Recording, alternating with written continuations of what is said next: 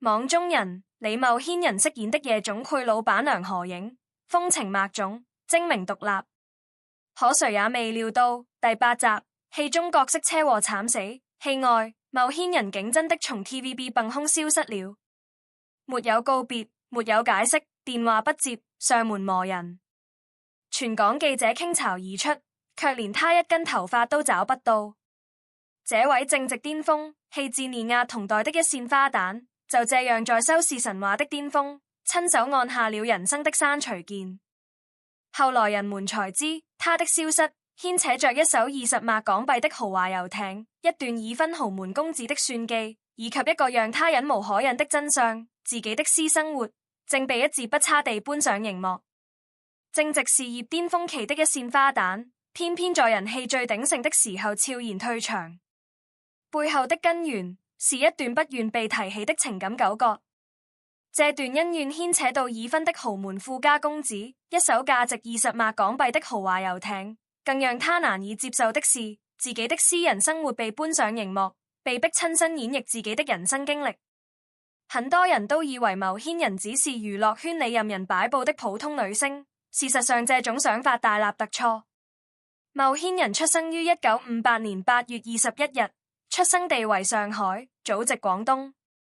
他的父親畢業於民國知名學府聖約翰大學，後來定居香港，擔任《新晚報》總編輯，同時傳是專欄撰稿人，在文化圈曾擁有極高聲望。圈內人都把他稱作香港版犀利文人，觀點獨到，言辭鋒芒不露，絕非平庸之輩，家世底蘊和學識涵養遠超常人想象。1961年，年近3歲的茂軒人跟隨家人遷居香港，連轉多地之後，最終定居在長沙灣蘇屋村。蘇屋村屬於香港公共屋邨，是基層百姓聚居的普通社區。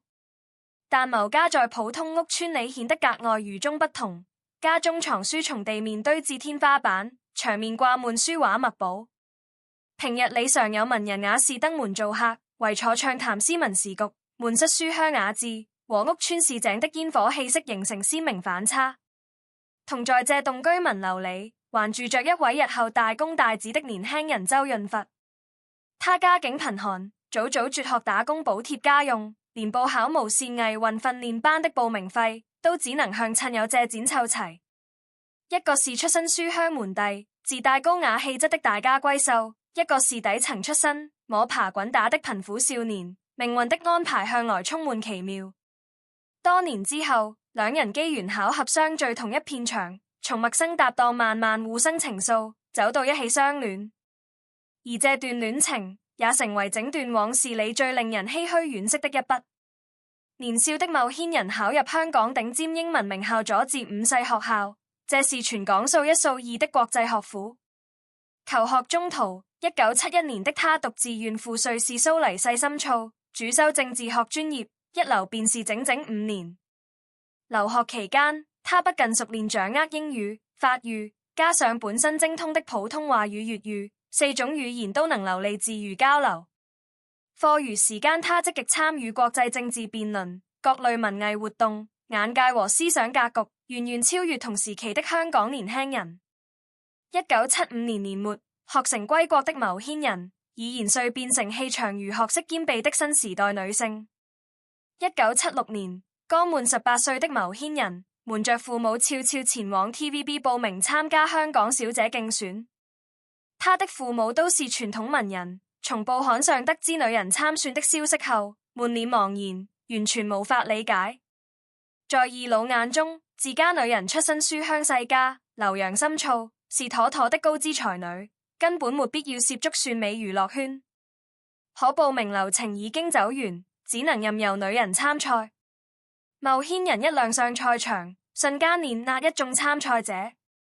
其他選手都在刻意練習微笑儀態、台步姿態，唯有他憑借與生俱來的獨特氣質，輕鬆脫穎而出，讓同台選手紛紛黯然失色。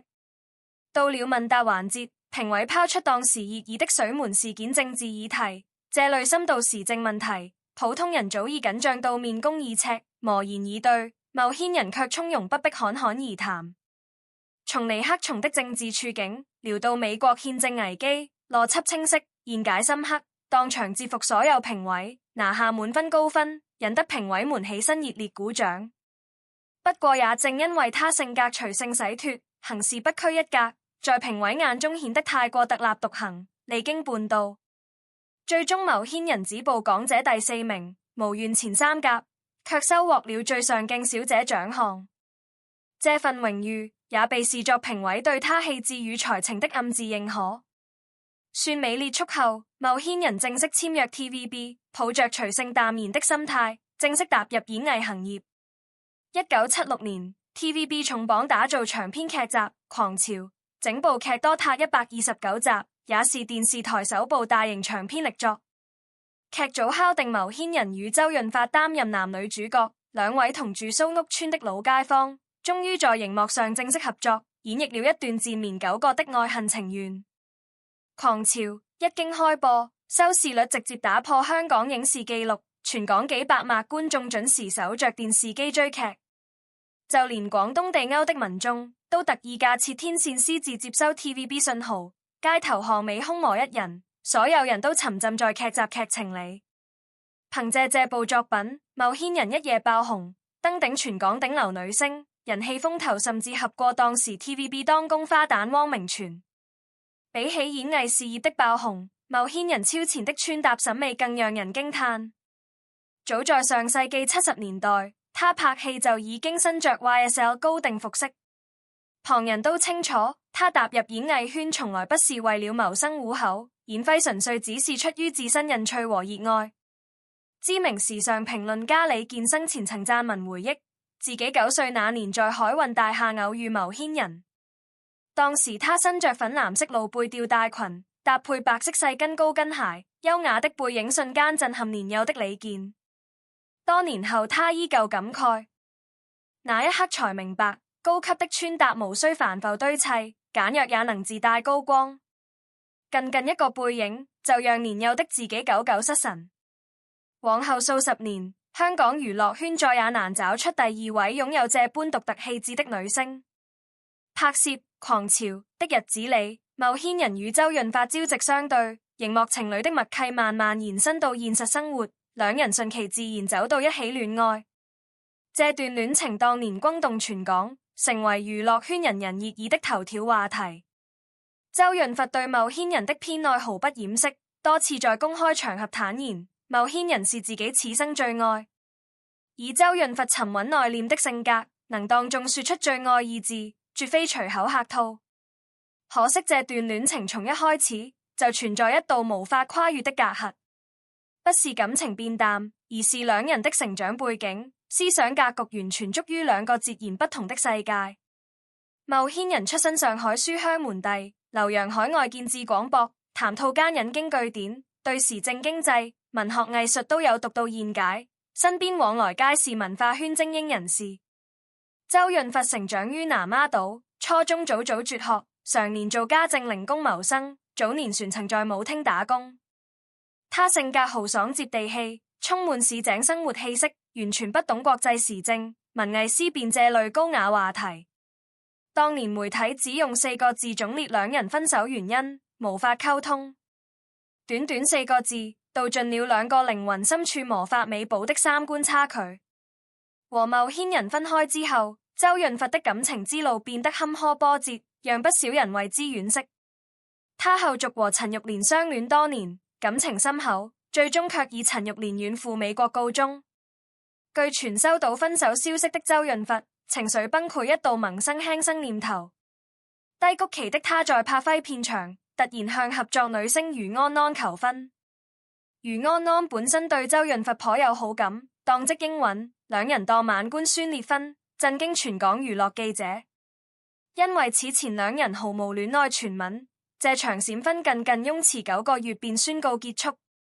經歷這段倉促的婚姻後，周潤發往後的每一段感情都帶着難以撫平的落寞與倉促。多年後，步入中年早已成家的周潤發被記者再度問及牟軒人，他沉默片刻後坦然回應：牟軒人不是我的初戀，但卻是我這輩子最愛的人。一個已婚男人敢於公開承認另一位女性是此生摯愛，其中的分量不言而喻。就在周潤發全心追求繆騫人的同時，港圈重量級影星四哥強勢入局，成為這段感情裡意想不到的第三者。四哥是香港影壇老牌巨星，性格風流倜儻，情史豐富。他的人生感情經歷堪比跌宕起伏的港產狗血劇。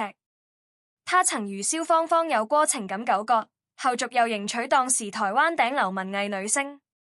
兩人婚後表面風光無限，私下裡他依舊夜夜應酬，流連風月，甚至被爆出和一位1973年港姐出身的包租婆暗中相戀。1976年，這段婚姻正式協議分居，3年婚姻畫上句號。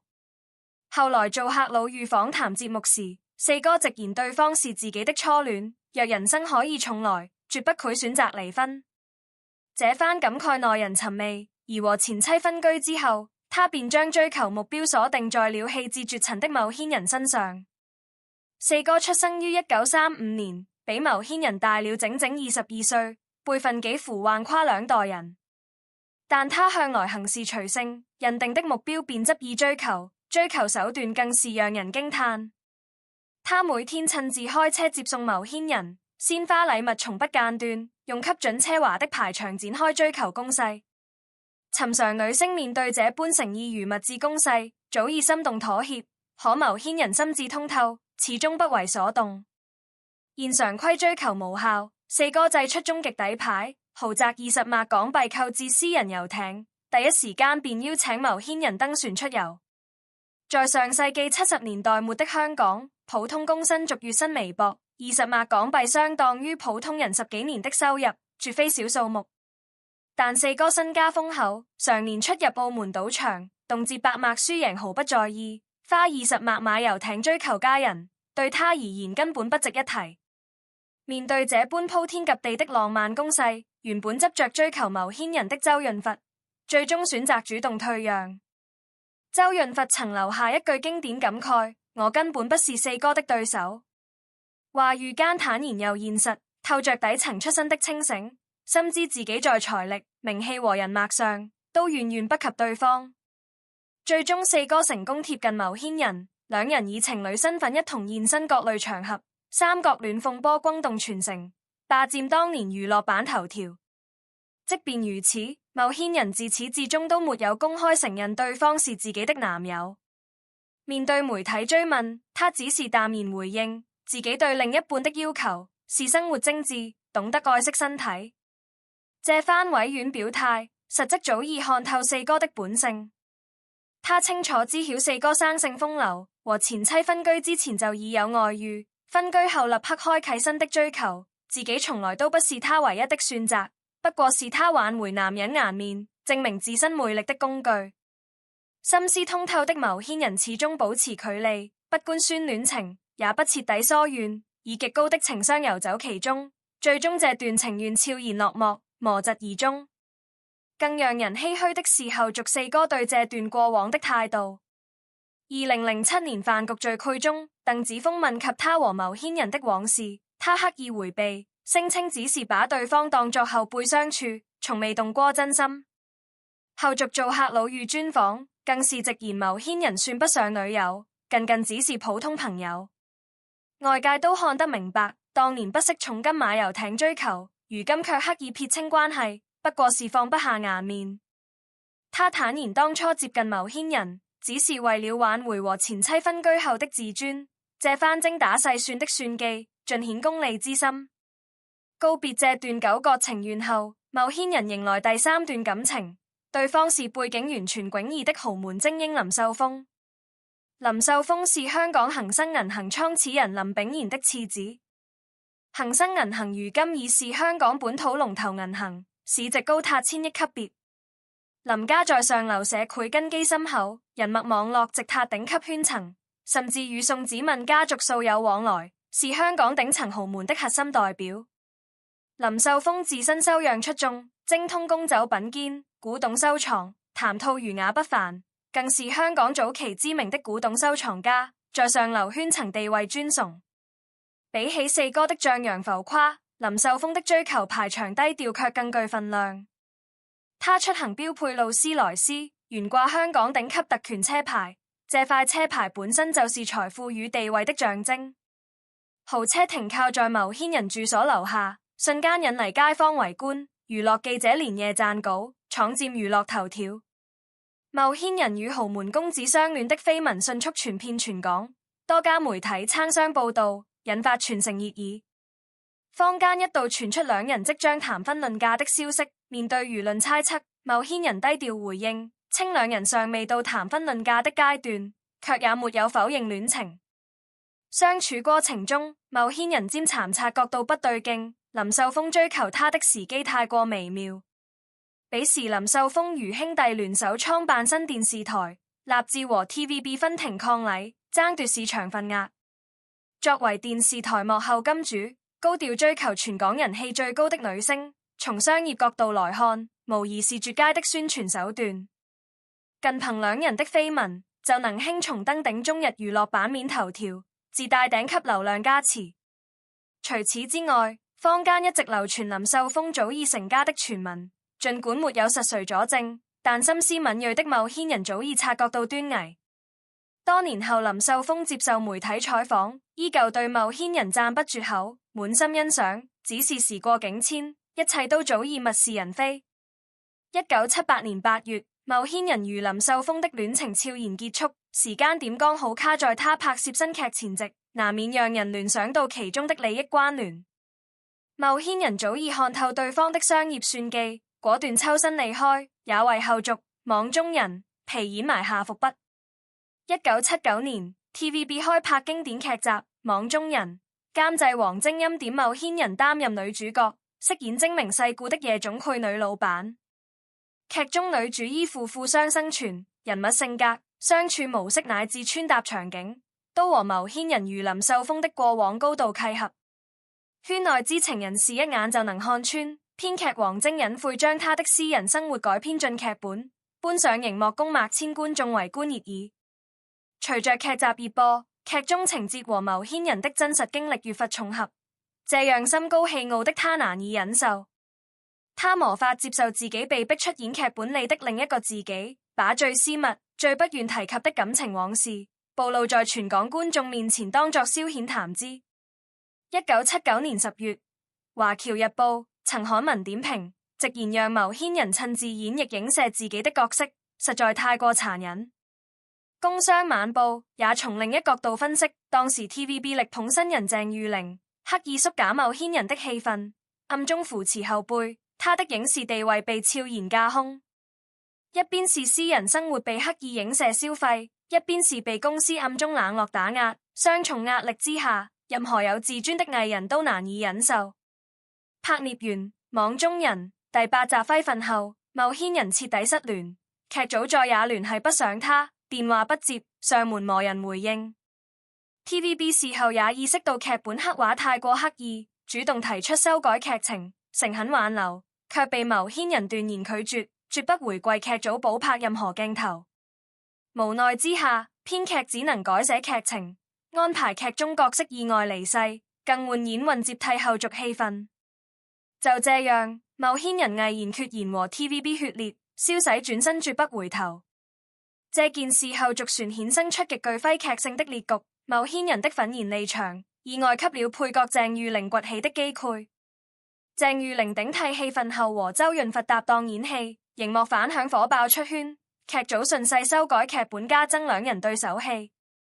借着這次機遇，鄭裕玲一路扶搖直上，坐穩 TVB 一線花旦位置，開啟了屬於自己的演藝黃金時代。劇集監製李添生每提起此事，都忍不住連聲嘆息。2009年 TVB 推出懷舊回顧節目，提及當年牟軒人突然皮演消失一事，全程刻意回避真實原因，反倒有種欲及眉張的意味。離開無線電視台後，牟軒人轉身投身電影圈，他先後和許鞍華、楊德昌、關錦鵬、張艾嘉等華語頂級文藝導演合作，出演多部經典文藝影片，憑借細膩精湛的演技，多次斬獲電影大獎提名，旋拿下台灣金馬獎最佳女配角榮譽。比起獎項加持，更被圈內津津樂道的是他的人格魅力和獨特氣質。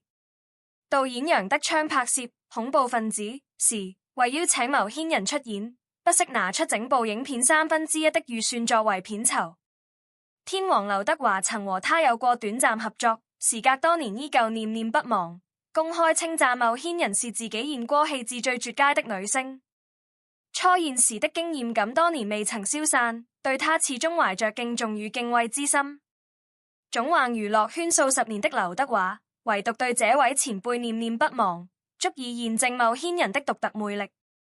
歷經周潤發、四哥、林秀峰3段刻骨銘心又充滿遺憾的感情後，牟軒人在人生中途遇見了契合一生的伴侶黃明。黃明1949年生於香港，自幼遠赴美國求學成長，職業是好萊塢電影導演。兩人經由好友介紹相識，人趣相投，三觀契合，彼此靈魂高度同頻。見慣了娛樂圈和豪門圈子裏虛有其表、精於算計的男人，周潤發的階層隔閡，四哥的風流功利，林秀峰的商業算計，都讓他心生疲憊。而黃明身上的沉穩專一、溫柔專注，給了他從未有過的踏實與安全感。相識短短3-4個月，兩人便低調閃婚，沒有鋪張奢華的世紀婚禮，只舉辦了簡單的註冊儀式，邀請至親好友到場見證即可。以牟軒人當時的娛樂圈地位和人氣，只要願意，隨時能舉辦轟動全港的盛大婚禮，但他從不屑於用排場向外界證明幸福。綜合各方資料考證，兩人大概在1981至1983年正式登記結婚，婚後達成共識選擇丁克生活，這是雙方自願的人生選擇，從未留有遺憾。婚後牟軒人常年往返香港與美國兩地，依舊接拍影視作品，但拍戲節奏明顯放緩。1991年拍完最後一部作品後，她正式宣布息影，跟隨丈夫黃明定居美國舊金山，自此隱退娛樂圈30餘年，再也沒有復出拍戲。息影後的牟軒人如同徹底淡出大眾視野，不接受媒體採訪，不參加公開活動，也從不涉足任何社交網絡平台。丈夫黃明時常出席國際影展和頒獎盛典，牟軒人偶爾陪同前往，卻始終刻意避開鏡頭，甘願做幕後普通人。只要看到記者舉機拍攝，他便立刻轉身回避，低調到極致。幾十年來，無數片商、導演、監製不惜開出天價邀約，劇本資源絡繹不絕，待遇條件一次比一次優厚，但牟軒人的回應永遠只有拒絕。他甚至直言放下狠話，自己早已痛恨演藝圈，這輩子絕不會再復出熒幕。這般決絕的態度，源於他在港圈經歷的種種委屈，私人生活被惡意改編，被 TVB 刻意冷落打壓，身心俱疲的情感糾葛。骨子裡清高孤傲的他，早已對浮華虛偽的娛樂圈徹底心死，不願再涉足半步。牟軒人在圈內的口碑呈現兩極分化，欣賞他的人無不敬佩他的才情、氣質與風骨。劉德華多次公開表態仰慕，知名電視人李彼得也曾坦言，當年和牟軒人相識相知，彼此互生好感，可惜最終有緣無分。2002年兩人在美國重逢合影，時隔多年再相見，滿是感慨與唏噓。而曾經和他有過情感糾葛與競爭的人，大多選擇閉口不提，塵封過往。自從網中人皮演血裂後，牟軒人與 TVB 徹底斷聯，關係僵持數十年。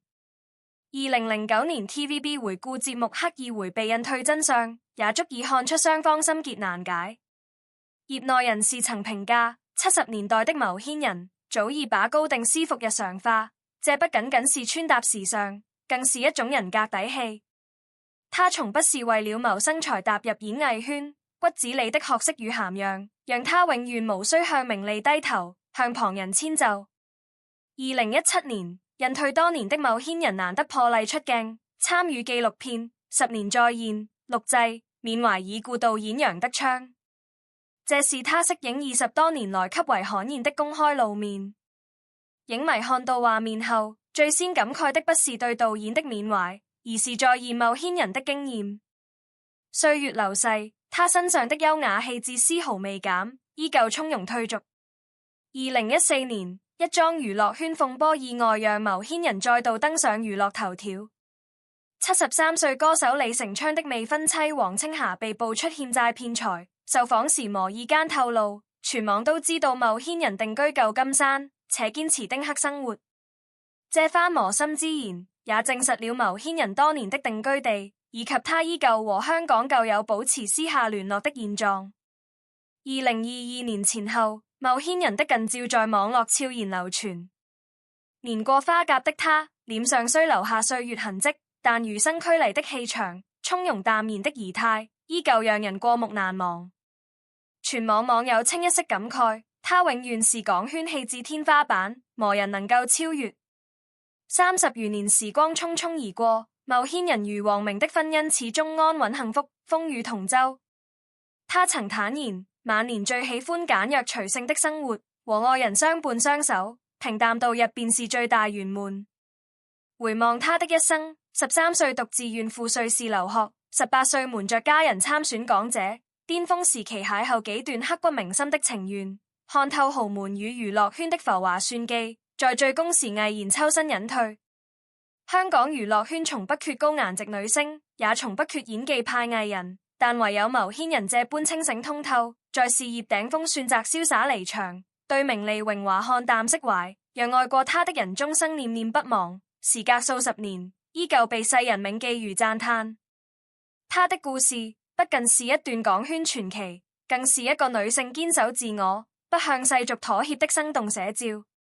從書香世家的才女，到紅遍香港的頂流，再到隱於市井的普通人，繆騫人用一生詮釋了什麼是真正的從容與洗脫，什麼是不被名利裹挾的清醒人生。無論時代如何變遷，他身上那份獨特的氣質與風骨，始終在港圈歷史上留下濃墨重彩的一筆，被一代又一代影迷銘記懷念。有人說，繆騫人的隱退是一種遺憾，若是繼續留在娛樂圈，必定能留下更多經典角色，斬獲更多榮譽光環。可只有真正了解他的人才知道，這種遺憾，恰恰是他最清醒的選擇。在那個流量至上、名利交織的港圈黃金年代，太多藝人被浮華裹挾，為了熱度妥協，為了利益遷就，唯有繆騫人始終守住本心，不卑不亢，不迎合，不盲從。他踏入演藝圈是因為熱愛，離開也是因為熱愛，熱愛那份純粹的表演，更熱愛不被打擾的平凡生活。息影後的30年裡，他沒有沉溺於過往的名氣，而是把日子過成了自己喜歡的模樣，在舊金山的煙火氣裡，與愛人相依相伴，讀書、賞花、品茶，褪去了頂流女星的光環，活成了最淡然的普通人。偶爾有香港舊友遠赴舊金山探望，談及當年的娛樂圈往事，繆騫人總是淡然一笑，從不過多提及那些風光與委屈。他早已放下了當年被 TVB 打壓的不甘，放下了3段感情裡的遺憾，也放下了對演藝圈的所有怨恨。那些曾經讓他痛苦的過往，最終都變成了滋養他人生的養分，讓他在歲月裡沉澱出更從容、更通透的模樣。有人透露，繆騫人晚年依舊保持着當年的雅致，家中依舊藏書滿架，間下時繪練書法、讀詩文，偶爾也會關注香港娛樂圈的動態，但始終只是旁觀者，不參與，不評論，安靜地過着自己的小日子。港圈這些年新人輩出，女星們各有風采，有人效仿她的穿搭，有人模仿她的氣質，卻始終沒有人能真正復刻繆騫人。她的獨特從來不是靠顏值和演技堆砌，而是源於骨子裡的學識、涵養與底氣，是留洋多年沉澱的眼界，是書香世家賦予的氣質，是歷經浮華後依舊堅守自我的勇氣。當年和她同期的女星，有的依舊在娛樂圈打拼，有的嫁入豪門相夫教子，有的早已淡出大眾視野，唯有繆騫人以一種決絕又優雅的方式，在最巔峰時轉身，用30年的低調詮釋了清醒二字的真正含義。如今的繆騫人早已年過花甲，歲月在她臉上留下了淡淡的痕跡，卻從未磨滅她身上的氣場。偶爾流出的近照裡，她穿着簡約的素色衣衫，眉眼間依舊是當年的從容淡然，沒有濃妝豔抹，沒有華麗修飾，卻依舊讓人一眼心動。網友們看到照片，總會忍不住感慨，這才是真正的美人，歷經歲月沉澱，依舊風華絕代。她用一生告訴我們，真正的魅力從來不是轉瞬即逝的浮華，而是歷經世事滄桑後，依舊保持本心，從容自在的模樣。或苦，繆騫人從來都不是娛樂圈的局內人，他只是偶然闖入這片浮華之地，留下了幾段經典，經歷了幾段情緣，然後在最清醒的時候，選擇轉身離開，回歸自己的人生。他的故事沒有狗血的狗戰，沒有刻意的炒作，只有一個女性在人生的每一個路口都堅定地選擇了自己想要的生活。這份清醒與勇氣，在如今這個浮躁的時代顯得格外珍貴，也讓繆騫人這個名字跨越數十年，依舊在港圈的歷史裡熠熠生威，被人永遠銘記。1991年，繆騫人拍完最後一部作品，正式宣布息影，跟隨丈夫定居美國舊金山，一印便是30餘年。這30多年裡，她拒絕所有天價邀約，不接受採訪，不參與公開活動，甘願做幕後的普通人，唯有在緬懷導演楊德昌的紀錄片中，才難得破例出鏡，依舊從容優雅，氣質未減。有人惋惜她在巔峰時退場，錯失更多榮譽；有人敬佩她的決絕，在浮華亂世中守住本心。其實於繆騫人而言，沒有遺憾，只有選擇。她踏入娛樂圈是因為熱愛，離開是為了回歸自我。從書香世家的才女，到紅遍香港的頂流，再到隱於市井的普通人，她的一生從未被名利裹挾，從未向世俗妥協。那些過往的風光與委屈，最終都沉澱為歲月的底氣，讓她在平淡的日子裡活成了自己最想要的模樣。如今年過花甲的繆騫人，依舊與愛人雙手相伴，家中藏書滿架，間下時讀書練字，在舊金山的煙火氣中安放餘生。她從未被時代遺忘，提起港圈氣質天花板，所有人都會想起那個不卑不亢、清醒洗脫的名字繆騫人。她用一生詮釋了真正的傳奇，從不是名利加身，而是歷經浮華後，依舊能守住本心，從容自在，不戀過往，不懼將來。這份風骨跨越數十年，依舊在港圈的歷史中熠熠生威，被世人永遠銘記。